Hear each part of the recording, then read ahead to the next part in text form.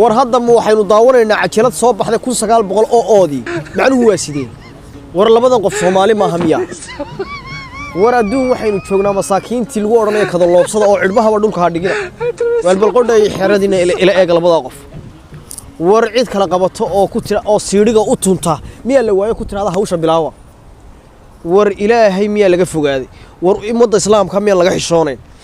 war labadan qof ee 1900 oo dib inoogu celiyay waxay waayeen qof intuu u naxariista siiriga u tuma haday doonto labada duhurnimo kala askadu ha dhacday naftuba ha ka boodabay heestii waa laga garbaxayaa loo shidee war labada qof waxbayna soo xasuusiyeen ilaahay weyn ku dhaarshay kala kaxeeya